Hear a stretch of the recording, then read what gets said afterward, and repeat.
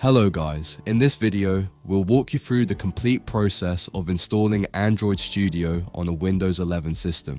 Whether you're a beginner or looking to set up a new development environment, this step-by-step guide will help you get started with Android app development smoothly. So let's get started.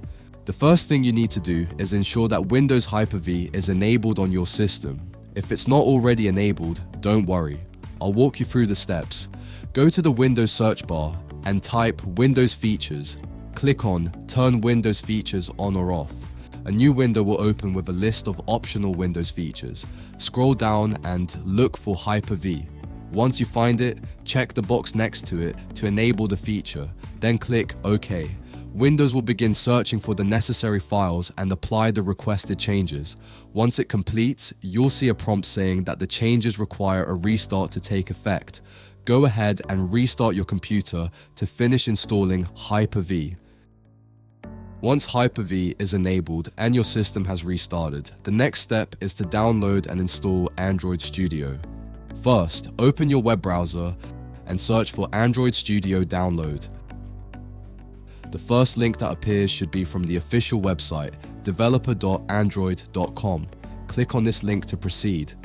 Once the page loads, you'll see a button, Download Android Studio. Click on it. Next, you'll be prompted to accept the license terms and conditions. Scroll down and check the box to agree, then click the Download button. This will begin downloading the Android Studio Installer .exe file to your system.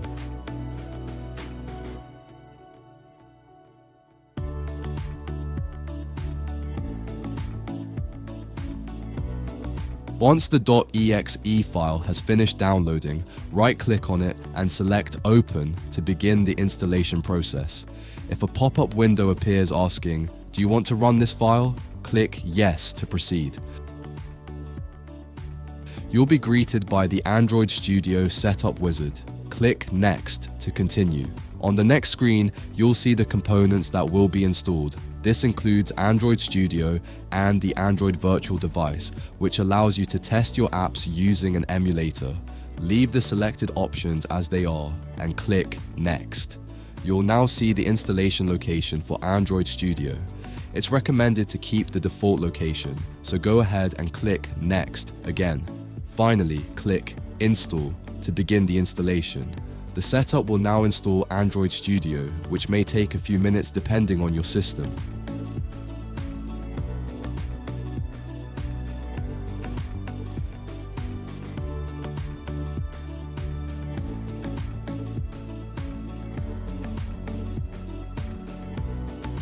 We've successfully completed the installation. Click Next, and then keep this tick to start Android Studio. Click Finish to launch Android Studio. Help improve Android Studio, select Don't Send button. Now that Android Studio has started, the Setup Wizard will appear. Click Next. On the Install Type screen, keep the option set to Standard and click Next again. You'll now see the components that will be downloaded and installed, including the emulator, Android SDK, and other necessary drivers. Click Next, then accept the license agreement, and then click Finish. The download and installation process will now begin. This may take a few minutes depending on your internet speed. You can click Show Details to view the progress and see what's being installed.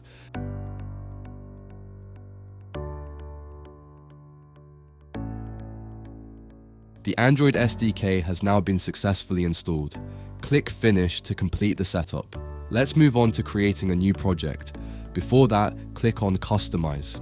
Here, you can personalize your IDE settings. The default theme is set to dark, but you can switch to a light theme or high contrast if you prefer. Language and region setting.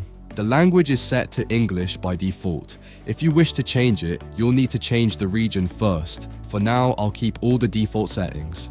Next, click on Projects, then choose New Project. You'll see a variety of project templates categorized by device types, such as phone and tablet, Wear OS for smartwatches, Android TV, and automotive. Since we're building a mobile app, select phone and tablet. Then select the Empty Activity template under the Phone and Tablet category and then click Next.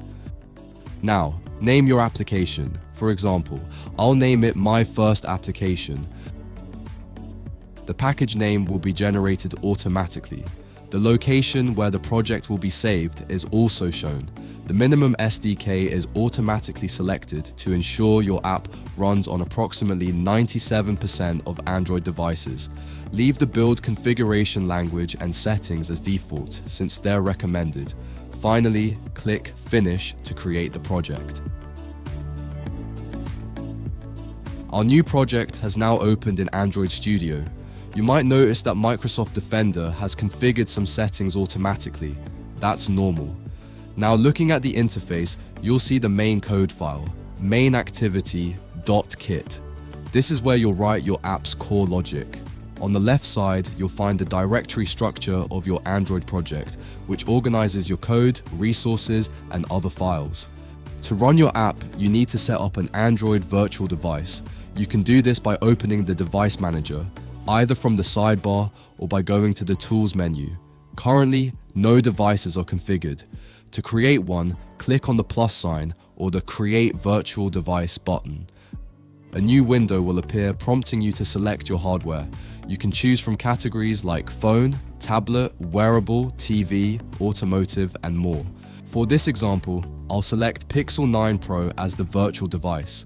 The screen size and other specifications will be displayed. Click Next to proceed. On this screen, you'll need to choose a system image, which corresponds to the Android version your virtual device will run. Select one from the list, preferably a recommended version with Google Play support, and then click Finish.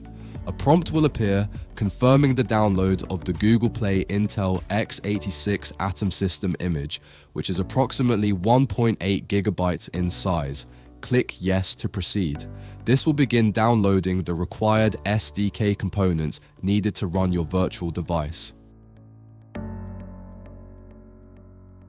The SDK components have been successfully installed.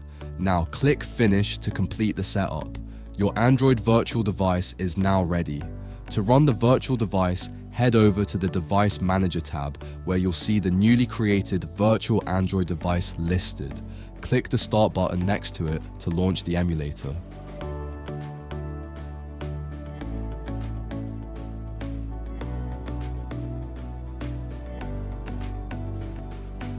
Our Android emulator is now up and running successfully. The next step is to run and test the application we just created. To do this, click on the Run button located at the top of the Android Studio window. After a few moments, Android Studio will build the project and launch the app within the emulator. Once the app loads, you'll see it displayed on the virtual Android device. As you can see, the application is running smoothly and it's showing the default text, "Hello Android," on the screen. This confirms that everything is set up correctly and your development environment is working perfectly. Thanks for watching. We've successfully installed Android Studio, set up the Android virtual device, and run our first app on the emulator. If you found this tutorial helpful, don't forget to like, subscribe, and hit the bell icon so you never miss an update. Feel free to leave a comment below if you have any questions or suggestions for future videos. I will see you in the next video.